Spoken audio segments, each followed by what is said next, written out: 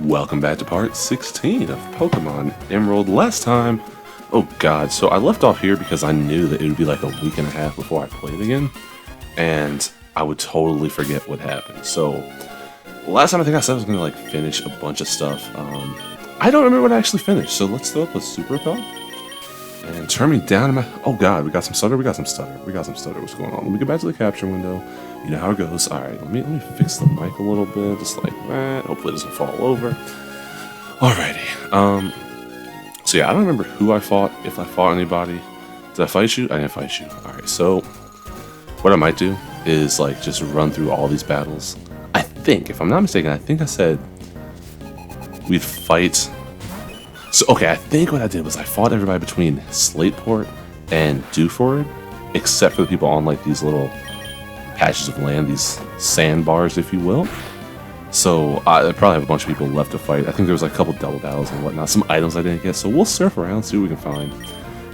And then I'll head to the abandoned ship, and we will take those people out, and then we'll get back on road. Yeah, I have to fight the people between Dewford and Petalburg, like the shores of Petalburg, because I didn't do that, but we'll see how it goes, because I don't really feel like doing all that crap. Austina, that's an interesting name. But since are they fight? Oh, whoa, we're doing 3 battles? Hi, Big Trainer, that's funny. Big Trainer. Wow, we have 3 battles here. That's definitely, the mom is definitely gonna want to battle, too. And don't tell me they have, like, 2 Merrills and a Zoomerl. Or watch the mom have a freaking Azurill, because she's like, oh, I think it's just cute to have the baby Pokemon. Whereas the other ones are freaking battling each other and leveling it up. But yeah, since the last time I played, it's been quite a minute. I've been fairly busy with other stuff. It's kind of funny, I've been making these videos for like 7 years now. And I never thought I really enjoyed making videos, but I do enjoy making videos. I like the process of both shooting and editing a video. And so I've kind of realized that I like... Oh, it's not 3 battles? What did it say? Let's see. That's it? Why are her eyes red? She looks like she's super tired. Is that why her eyes are red? We'll have to come back and see if that, like, other sprites of this lady have red eyes. Because that's, like, super specific that she has, like, those red pixels in there. But... Oh, that's how they get ya! That's crazy. Yeah, I've been kind of busy with doing some other like outside stuff. I do a lot of like videography and stuff now, so it's kind of fun because I was like, I didn't know that I actually enjoyed the process of like shooting and editing, as I was saying, and finding the right music track, and cutting things to music, and learning new special effects. Like it's crazy when you think about it, because I'm like, I never thought that was me. I always thought I was the dude who liked to write stuff, the dude who liked to do other stuff. Like I don't know, just it's interesting. It's a different type of creativity for me. So it's been kind of fun, but it has been very time consuming. Like I was saying, I do some sports work, and that's what my weekends have been lately. So I don't have as much time, or I don't feel like playing games. Or when I'm playing a game, I'm playing like for personal joy. Even though this is for like personal joy, but it's like it's Pokemon. I'll get back to Pokemon. This weekend, I've actually been playing a lot of Guardians of the Galaxy PS5. That game, I should have done a one-on playing on it, but I didn't, and I feel like I will at some point. I might do a full playthrough of that game, just because it's such an easy lift. Like, from the moment you get control of Star-Lord to I'm now on Chapter 13, it just feels very easy, very simple to move through. You get enough abilities. You get enough abilities where it's like you feel like you're getting a little bit stronger, but you don't feel overly powered. It's not like Spider-Man PS4, where I think towards the end of that game you felt like super strong and you really felt like a superhero. Is there anything here? Let's see. Let's go check out the item finder. But I do think that game has no, nothing really. That's interesting. That game has incredible writing, and it's paced very well. Like it feels like a very fluid game. Which is nice. Whereas like a lot of open world games, what happens is that you let's just do this and we'll heal up Nemo. What happens with open world games is that you go along with the story, and after a while you're like, I'm gonna do side missions, and you get distracted. You might spend like 2 or 3 hours doing side missions, and then you get back to the story. And then for me, at least, when I get to the end of those games like that, like Spider-Man PS4, I'm like, let me clean up all the side missions before I finish the final boss. And it's just, it kills me because then I waste so much time doing these side missions that sometimes I just don't finish the game. Like I finished Spider-Man PS4, but that's happened before where I just don't finish games because I'm like, well, I'll do all the side missions and then I get burnt out. This game, because I don't think there are any side missions really, aside from little things you can do during chapters, it just feels very, very concise, very finite even. Like every time you go somewhere, you just kind of move along. You go to the next place, you go to the next place, and you don't ever feel like you're overwhelmed or like out of sorts. You can just enjoy the process of exploring the areas without having to feel like, oh, I'm gonna miss something, or oh, I have to come back here and do this quest. It's just refreshing for a change. Let's go sing. I'm probably gonna switch out Kirby because I can't beat this Scar Marine in a reasonable amount of time.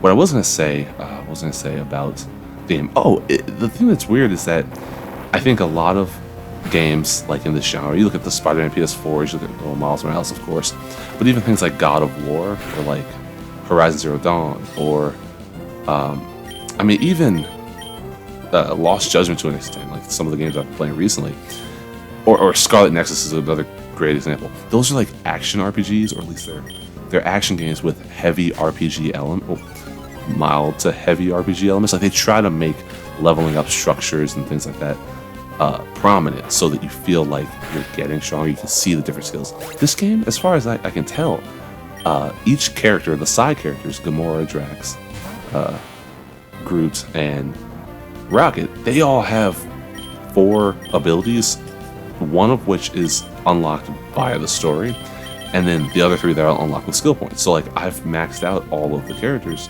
except for maybe Groot. I think Groot was the last one. And I've maxed them all out because I have enough skill points, and there's nothing else like that you put the skill points to. You get experience points at the end of battles, but it doesn't feel like you don't have anything else to put those points to. So after a while, you just finish enough battles and have enough skill points that you end up winning or getting all the skills. So it gets rid of a lot of those those RPG elements, so you can really focus on the story and focus on the gameplay as opposed to feeling like, oh, I have to go back and grind. But that's the other thing too, is that the random battles, they're not really random battles. It's pretty much every battle is, I guess, technically a story battle.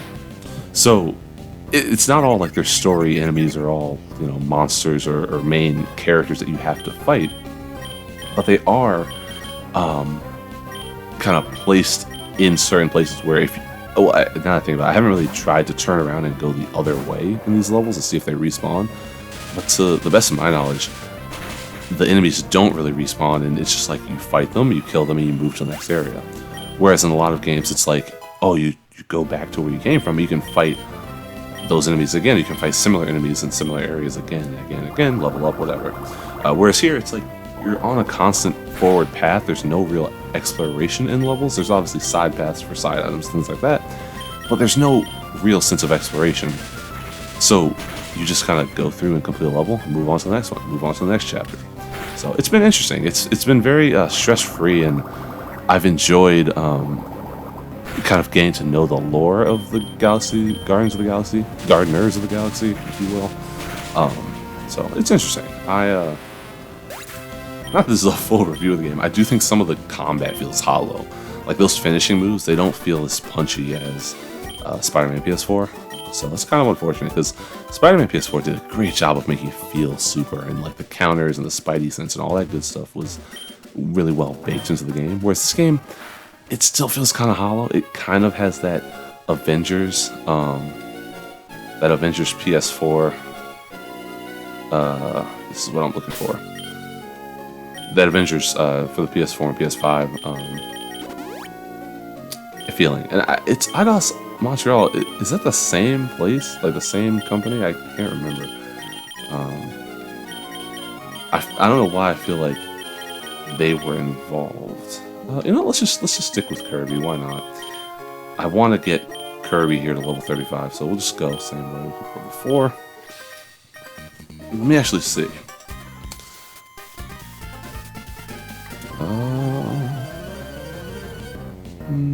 Remind me later. My phone wants me to update. I'm like, I'm not trying to update right now. What was I going to look up? Eidos, Montreal. Alright, let's see. I definitely just said Montreal. Like, I definitely spelled it poorly. Games developed. Alright, we're gonna go Surf and we're gonna go Peck. And we're hoping not gonna die. We're dead, we're dead. We're totally dead. We're definitely dead. Yeah, you can't survive that. Oh no, they did Shadow of the Tomb Raider. Deus Ex. So who did Marvel's Avengers? I feel like they were involved. I don't know why, but alright, let's go.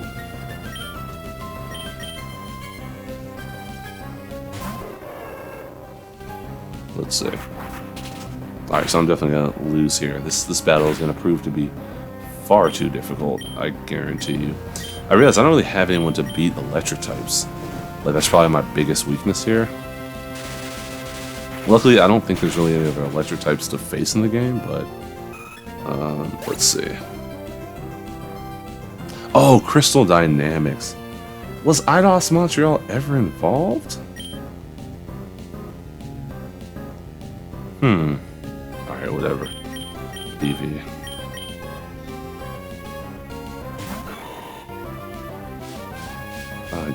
I'm sorry, yeah, I'm Google searching. I'm Google searching right now. Yeah, see, Marvel's Avengers is listed on Eidos Montreal's pages. So let's see. Yeah, I'm not. Yeah, they developed. Yeah, they were involved. I don't know if they were no longer involved. You have to look more into that. I was pretty sure that they were involved, and it was just, it's weird because on the one hand, it's like there's not a Marvel Cinematic game. Okay, why is this miniature not dead yet?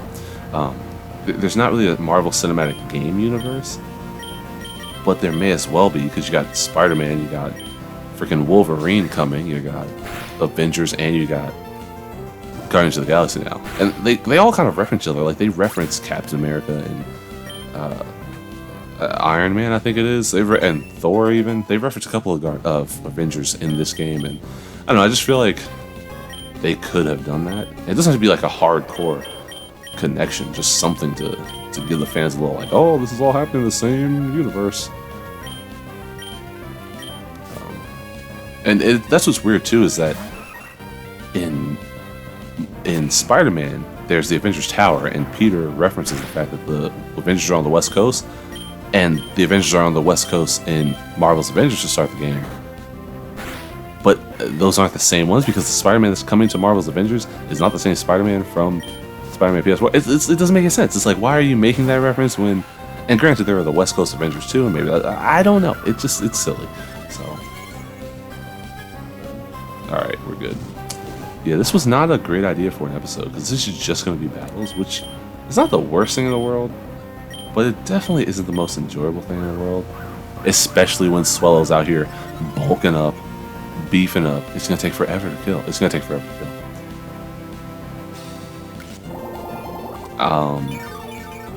I might just fast forward. I'm going to just fast forward. There we go. We're just going to fast forward. Fast forward. Fast forward. Just do it. Just kill it. Just kill it. Just kill it. Just kill it. Just kill it. I could cut this all out, but I don't want to. I just want to fast forward. Get it over with. Like, you're an evasion noob, which is crazy. Like, okay, we're good. We're good. We're good. Last one. Monetric again, really? Alright, whatever. You're getting paralyzed, I guarantee you. Ooh, Chryslo. We're good. We're good. Yeah, I called it. I knew it. That's fine. Yeah, so I'm not going to fight everybody up the other route, because it just doesn't make sense. I'll do that all off screen. I would love to, like, get the experience now, and I should have done it between episodes. Like, I should have done it now, but I didn't do it now. So what I will do is, this is what I'll do. Because, I mean, I guess the experience doesn't really matter. But, like, the experience is the same. Does this experience change depending on what level you are? Like, if I fight a level 5 Pidgey and I'm at level 20, or I'm at level, 85, do I get the same amount of experience? I think it's the same. Alright, what do I have? Revival Herb? Alright, I'll pick up, like, some more of these. Yeah, I'll pick up some more revival herbs. Do I have a revive? Oh, I have a revive, so I'll use one of each. Man, I love this music so much. The horns, like the synth horns, are so good. Like, they're just fantastic.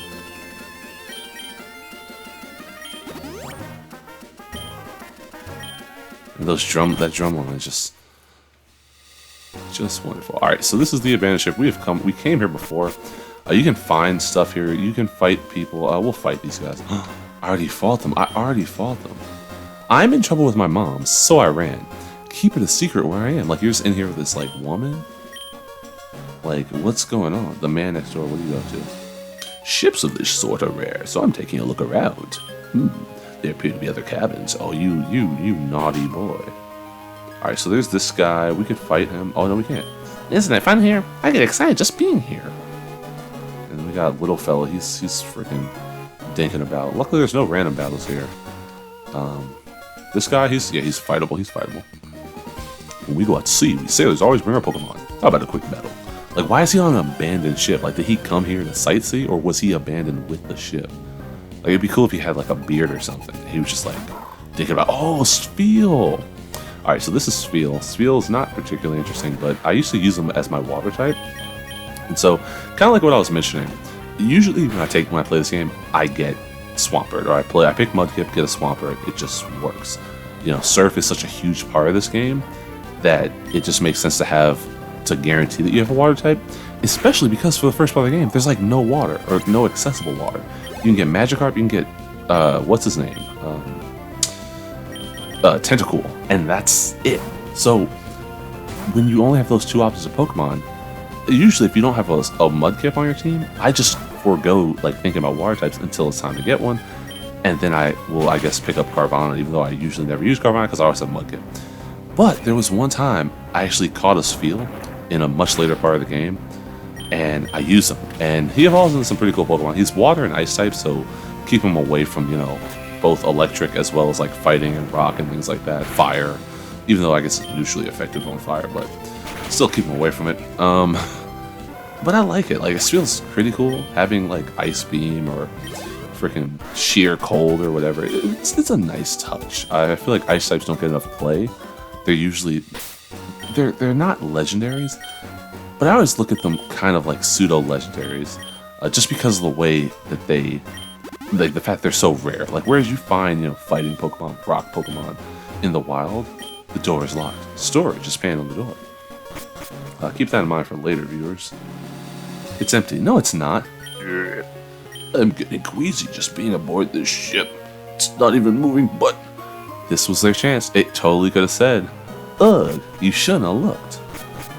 Alright, and here we have this. You can surf in this water if you want, which is kind of scary when you think about the fact that this ship is like flooded, and there's just like surfable water. You'll also see a dark spot. A couple dark spots down there. Keep that in mind for later, viewers. Have not watched AC Battle in a minute. Ooh, escape rope. Just wonderful. Alright, kind of nice that the beds all have like alarm clocks. Yay, it's a ship. Camper? Well, I may as well fight everybody. Dive ball. Well, this guy is moving, so I'm not sure why. Oh, that's interesting. Dive ball. That's so that's definitely spoilerific. Like, that's like, if you don't know, that's definitely kind of spoilers. But I'll play it close to the vest. No need to talk about it right now. Tuber Gary, Charlie. They always names in with like that E sound, that Y sound. Charlie, Gary, Barry, Harry, Larry, Dairy, Fairy types.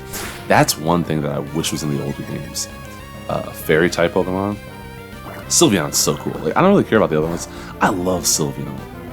Like, Sylveon, that's the other thing. So playing Guardians of the Galaxy, Sylveon, I was thinking about Sylveon just now, and that reminded me of Mantis. I love Mantis in that game. Like, she's such a neat side character, and like, they got her, well, at least to the movies, they got her toned down perfectly, which isn't always like an easy thing to do. Oh, we got 2 double battles. We'll just fight through them. Maybe I'll do one, cut one out. I'm gonna just cut them both out. I'll be right back. Alright, so I just cut the one out. We're gonna fight these guys because they're boyfriend and girlfriend. Lovely couple. Love, hoo hoo. The young couple, Kira and Dan.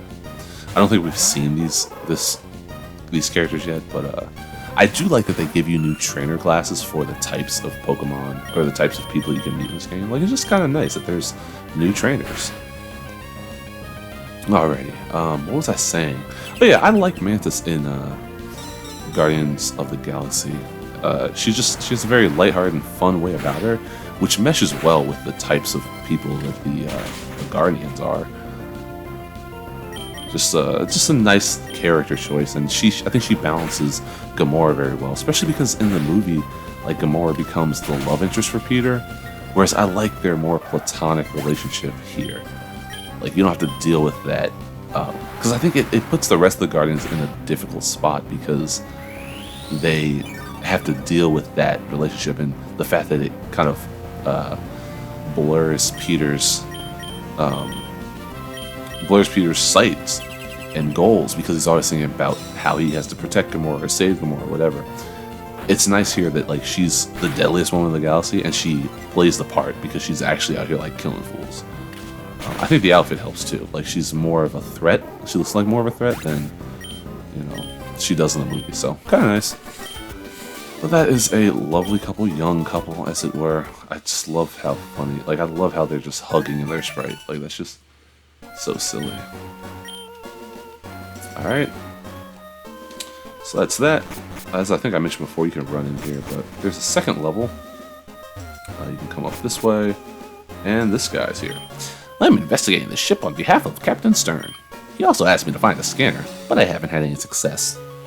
And that's your guide that there's something else you should be able to do here, but we can't. Wait a second. Wait a second. I love those twinkling synths in the background. Like, this is the mysterious, like, location music, and it's just really nice. What is this?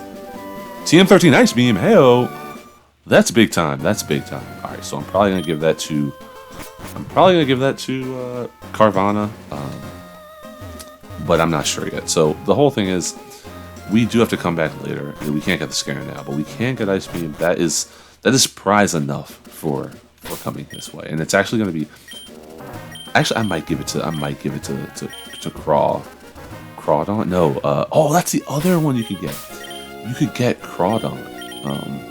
I just thought of that. But I think you can catch him in, like, Petalburg with a good rod. Do we have a good rod? I have no clue.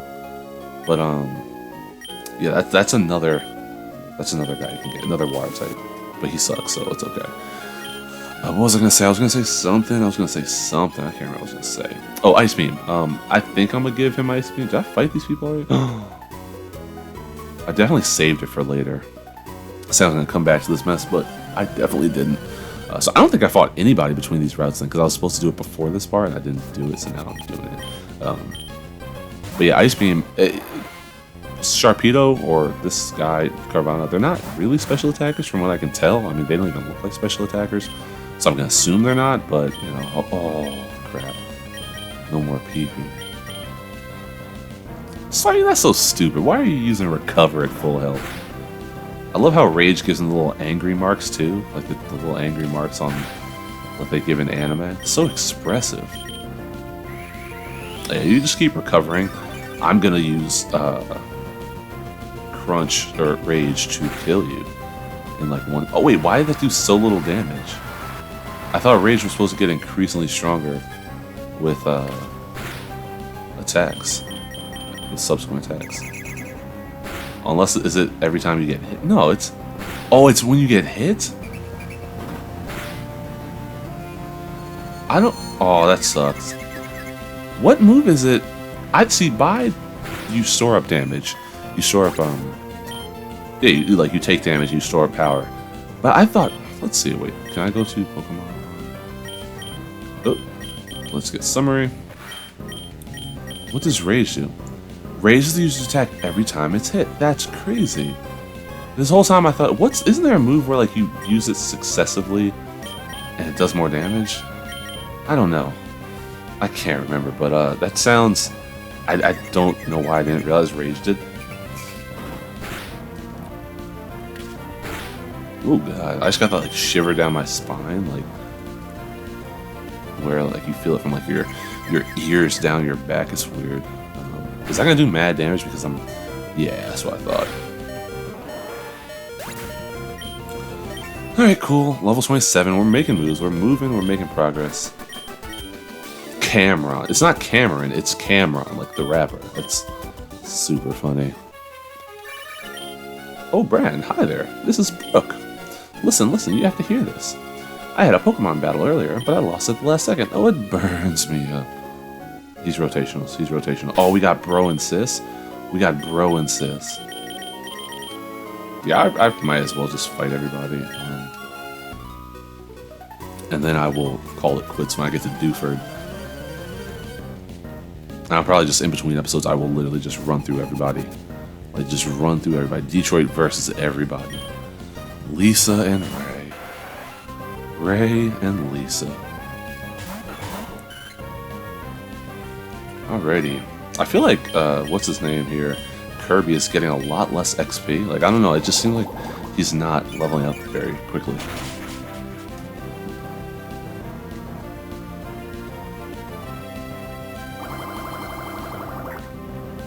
Alright, as I'm recording this, I have the Tampa Bay Bucks game in the background.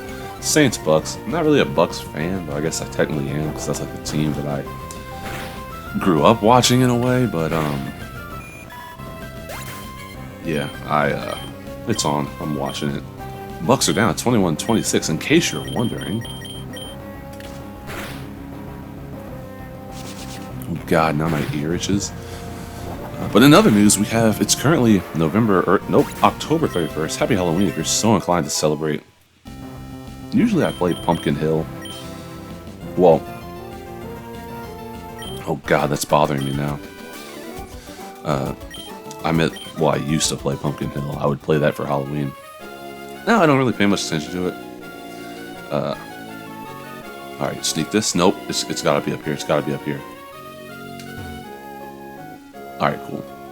Yeah, I thought about doing it, but I don't really feel like dusting off the Xbox to play Sonic Adventure 2. You know, it's on my channel. Go watch it. So maybe I'll link it in one of those cards on the top right of the screen. I'll definitely forget to do that.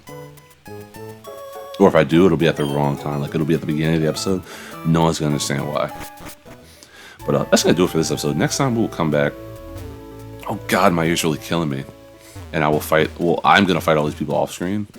And then we will be back at Slateport, and we will head onwards and outwards to Route 1. What is it? I'll tell you right now. Let's go to the Pokenav.